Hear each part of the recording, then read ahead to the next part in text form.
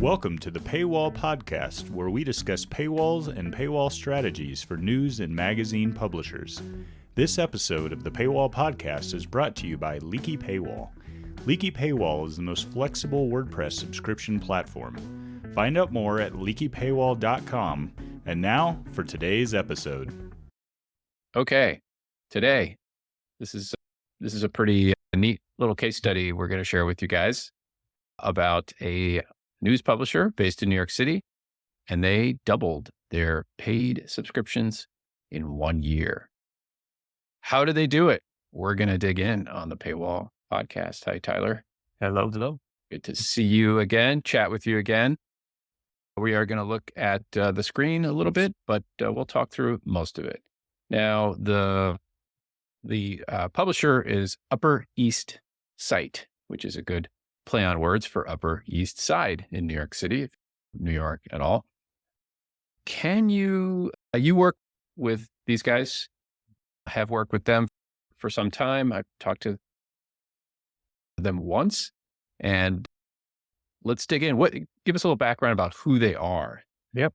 So this is a digital only publication. So no print product here. This is a digital native startup. I believe it's only 3 years old at this point. It's not very old, maybe 2 years old. It's not a very old publication. And they came over to Paywall Project from a different vendor. Yeah. Cool. And they focus on the Upper East Side. So I can never hardly say it after working with them. I when I say Upper East Side, I say Upper East Side.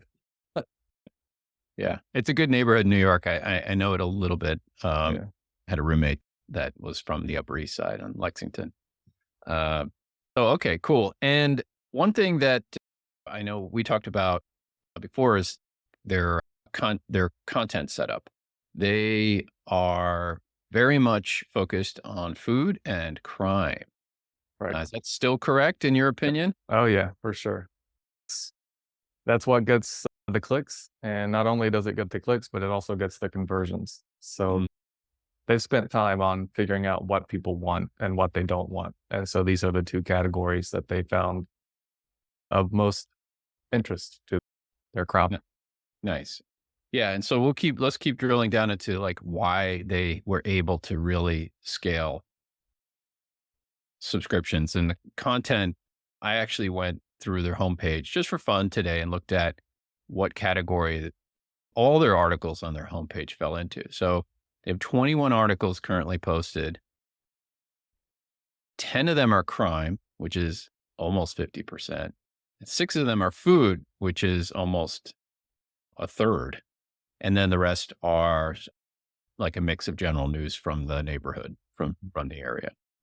True to their word, your word, our word, they are focused on crime, it looks like, from the majority standpoint, and then pretty heavy on food as well. Now, this is just a 1 day snapshot.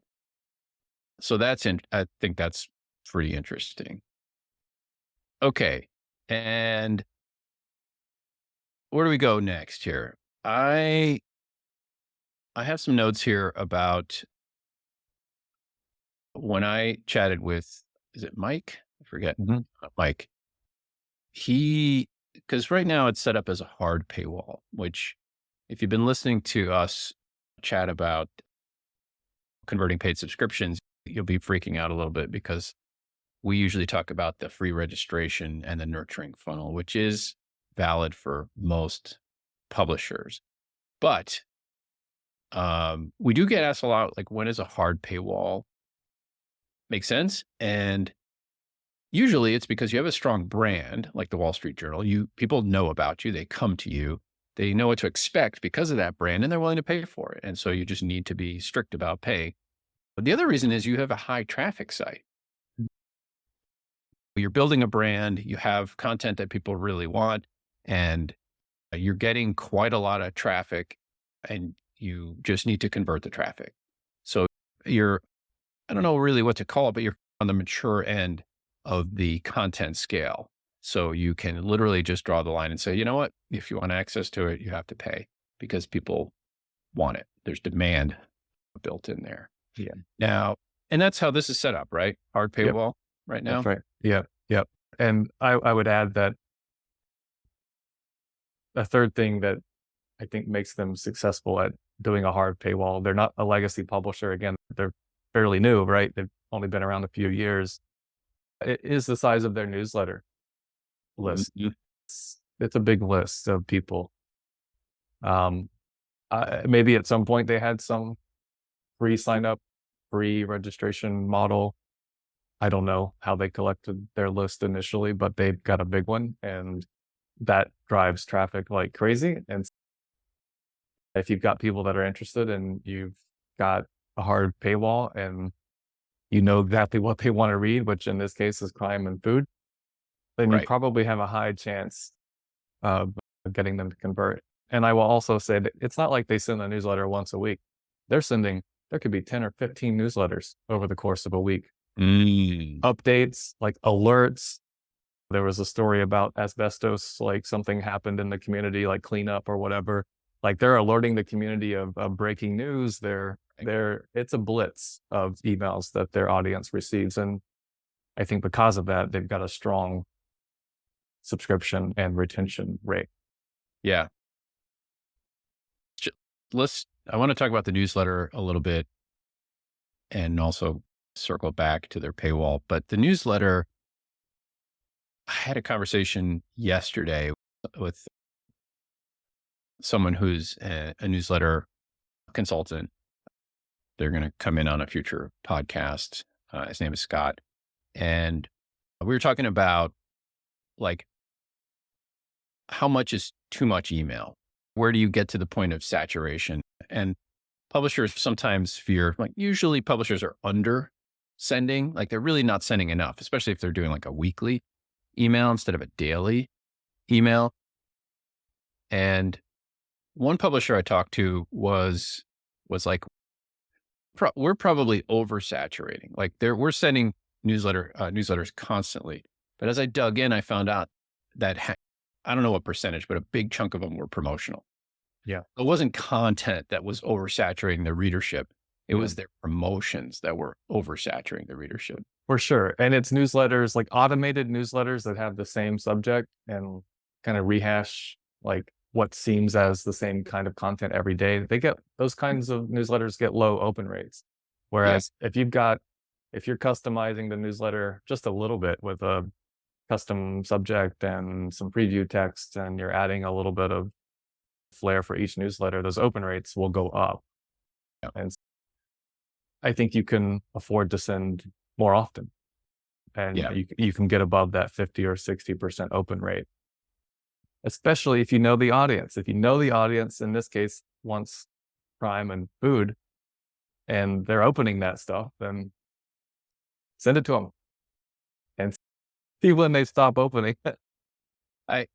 So I remember this reminds me of talking to a sports publisher a while back, and they were using our app product and sending push notifications. And he was sending like 12 push notifications a day. I was like, you're insane. He's like, no, this is what my audience wants. They're just begging for something. Somebody wins, somebody loses, there's a scuffle, whatever. Like people want to know right now. Yeah. Like, sports is like the stock market, man. They want to know, like there's sports betting. There's reasons to want that info like right now. Yeah. And so it goes back to knowing your audience, right? What does your audience want? How often do they want this stuff? Are they opening it on a regular basis? Yeah. Are you putting effort into your daily newsletters, or all of that stuff is important? Yeah. So when you say like 15 times a week and you're listening to this, you might be freaking out a little bit. Wait a second, 15 times a week, that's like totally insane. But if you do know your audience, like Tyler said, and you're setting content, and you can mix promotions in your content, but really for the majority of it, it is content. That's what your readers want. They want the content. Yeah. And I hear 15 pieces of content, breaking news, whatever it is. I'm like, that's great. That's something to achieve. And we know if you're sending a daily content emails, it converts so much better than doing a weekly or a couple times a week. And I know some publishers just don't have the content to get out there, but if you're a long form magazine style or evergreen publisher, work on bringing your archives back so you can refresh your archives, send more emails, because the emails drive the traffic, right? And then the traffic hits the site, and what do they see?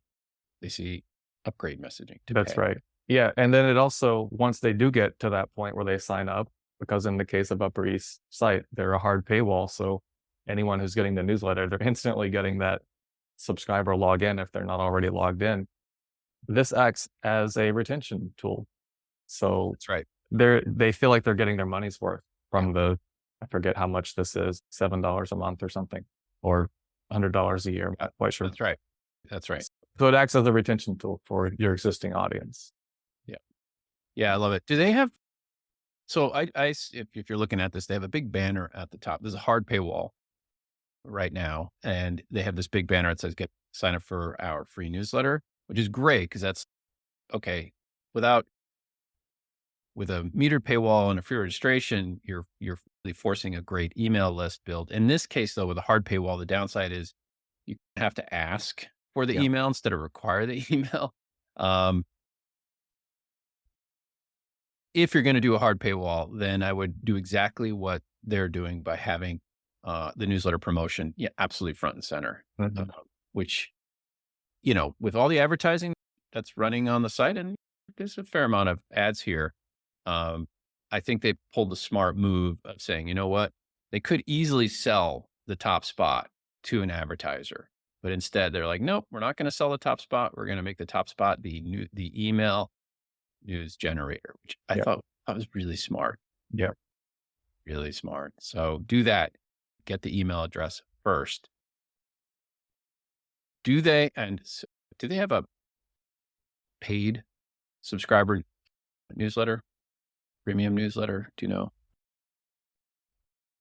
Everything is paid, so they don't have any technical free. So even the free signups would get the paid newsletter. Okay. Okay. So they're going to go back and hit the paywall and get the subscriber login message. So that acts as their free paid together. So they're sending all their content to the list, and That's right. They're leaning on the hard paywall to do the conversions. That's right. Yeah. To the site. Okay. That makes total sense. Mm-hmm. All right. That's cool. All right. So anything else about the newsletter we need to know about? They're running a flow letter, right? So people that are paid, they don't have to log in when they click back to the site, right? I don't know if they're running flow letter, but they're definitely building their newsletters from within WordPress. Yeah. All right. Cool. Yeah. All right. So let's get back to how they got to the hard paywall. I think this is, if I were listening to this, I'd be like, wait a second, like, how did we get here? When I talked to Mike, that was like my biggest curiosity point, because it's like, if you start up a brand new publication and you just literally turn on a hard paywall, that seems to be like the kiss of death, because you're just not going to get, Google's not going to index things. Social sharing's not going to kick in. It's just going to be without spending a lot of time and money on promotions. It's going to be tough. But so I talked to Mike, this was a year ago, maybe, or something like that. And he did start with a free registration. That was his, like, at the end of the conversation, he's like, let me be clear. When I started, I started with a free registration. And so he went through that whole list building process. And I don't know how long he ran it for. I forget if it was like 6 months or whatever period of time, but he mushroomed his list. And when his list got to a certain point and he realized that he had his audience, I don't know if it was mostly covered, because you never mostly covered, but he had enough sort of confidence in owning his own and controlling his own audience through his email list, that he was like, okay, it's time to draw the line and go hard paywall. Yeah. I think you can look at your list and in your eyes, maybe you've hit that critical mass of potential signups over the course of a year. Obviously, like you said, you never really know how big your list could be, especially in an area like Upper East Side. It's a big neighborhood, a very dense neighborhoods. I think it just depends on how big you want that list. And if you think you can convert them over, then you can be happy with that conversion of whatever that newsletter list is. Do I need 5% of this list to convert, 10% of this list to convert, and then go from there? And as we've seen, sometimes those conversion rates can be 20%, 30%. It's not like it's not your typical Google ad where you're getting like 1% conversion rate. Right. Newsletter conversion rates are off the charts compared to that kind of advertising. Yeah, it's amazing. And he's doubling his revenue in a year. His journey from free registration to hard paywall it worked for him. That's a big number. So good for him. One thing I also noticed is he's got an ad blocker running on the site. When he's hard, right? You can't even get away with running an ad blocker to view any content. He doesn't give you any option to get out of it. You literally have to turn off your ad blocker in order to view the content that's then totally hard locked behind a paywall. So he's like double locking his content and his advertising, which is pretty interesting. Yeah. And that's an effort to maintain advertising eyeballs from Google. I think he runs Google ads mostly on the site. So he's trying to ensure that he's covering all bases on the revenue side. Yeah, I see the Google ads up here. So very well constructed. And it's a simple design, right? It looks like a news site. It's efficient and it works. Okay.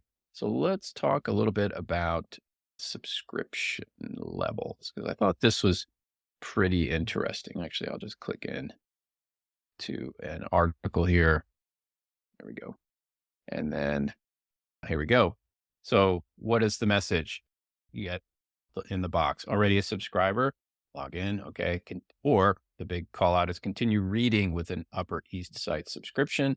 And there's a single button that says read more, which I think is pretty clever, actually. Yeah. Instead of subscribe, it's read more. That's the motivation of the reader. They want to read. Saying, if I click this, maybe it'll just drop down and I'll see the rest of the content. Yeah. It's clever. I like that. So I click read more.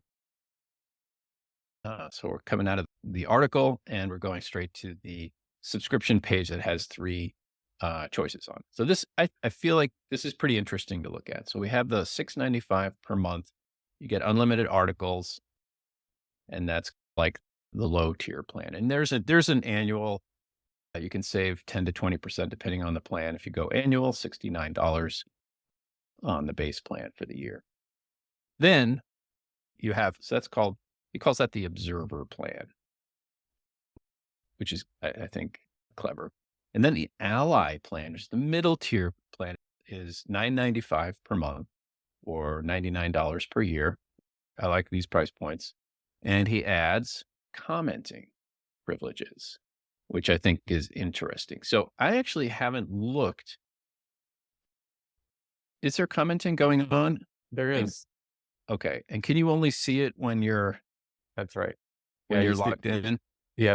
There's a link underneath the subscription ad. Go under that ad that you see there. You'll see it. I don't see it on this article, but there's usually like a logged in. I think they turn off commenting on certain articles. Got it. Depending on the content. Got it. You see that little link. It says you must be logged in to comment. If you go above that. Oops, sorry. Where am I going? So click on that and then scroll up. Up. Keep going. Right there. In between. Oh, right here. Yeah. Got it. Yeah. Okay. You must be logged in to comment. Very nice. That makes sense. Okay, cool. So he gets comments, but you have to be an ally in the middle tier. That's right. So that's interesting. And I suspect that the quality of the subscriber is probably a little bit higher. They're willing to pay more. Sure. You're not getting random internet trolls because it's a paid only. It's low risk for the publisher. It is low risk. Yeah. And also the name of the person who publishes the comment shows up. Yeah. That's cool. Yeah. Not only is it a paid person, but they're also displaying their name, which will Right. keep things a bit more civil in the commenting area. Yeah. Behavior, social behavior. Yes. The only thing I would just recommend is have a box that says 6 comments on it, and then subscribe to be able to leave comments, and have another call out that says subscribe. Or maybe instead of the read more button, it says leave a comment now or something you have to pay to get in. Mhm. All right. So let's go back to, that's the mid-tier plan. And then we have the backer plan. The backer plan is now twice the price. It's $19.95 per month or $199 per year. I'm digging the pricing on this. I think it's like hitting the sort of all the typical price points. You're just under, the first one's just under 7, then it's just under 10, then it's just under 20.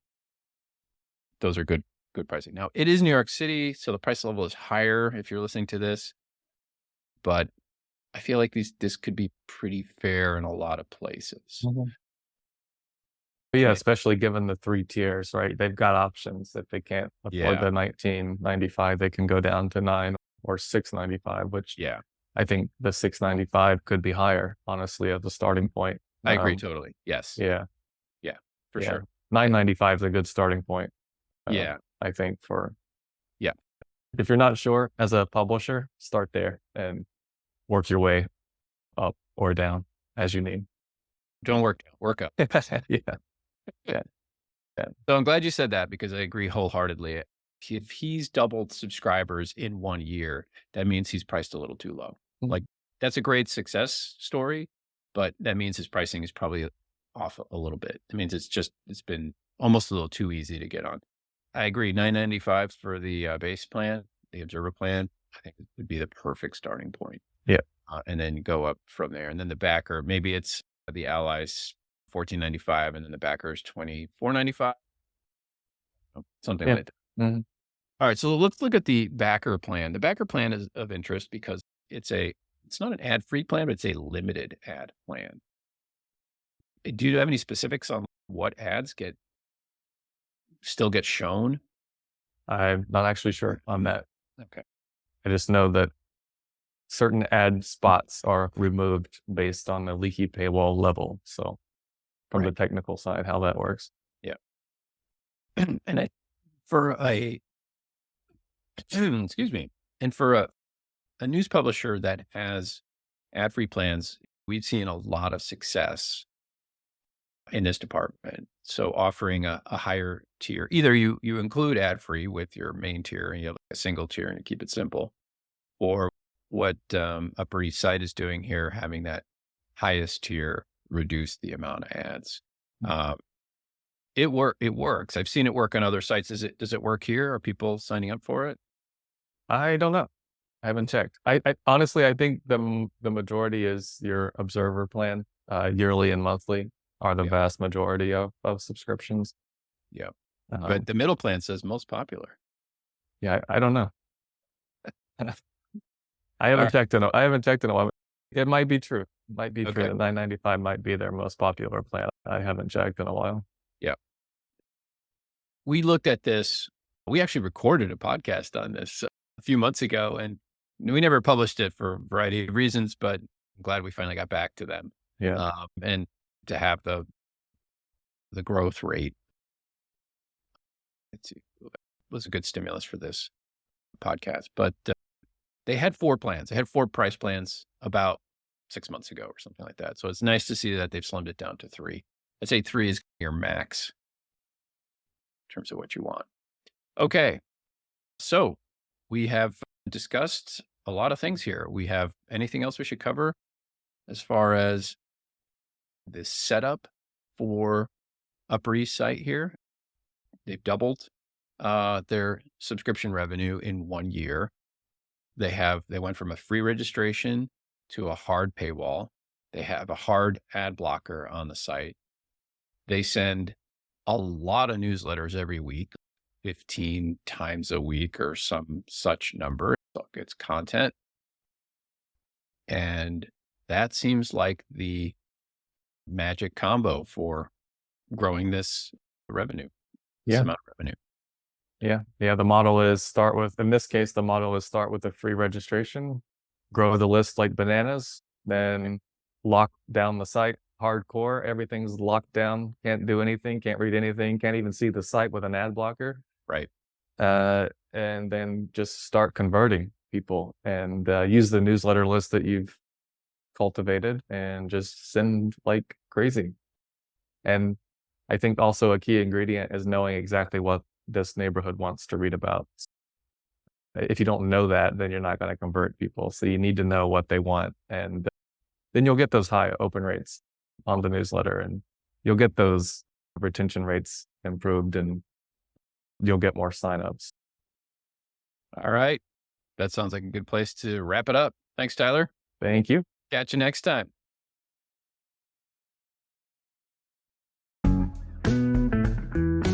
Thanks for listening to the Paywall Podcast.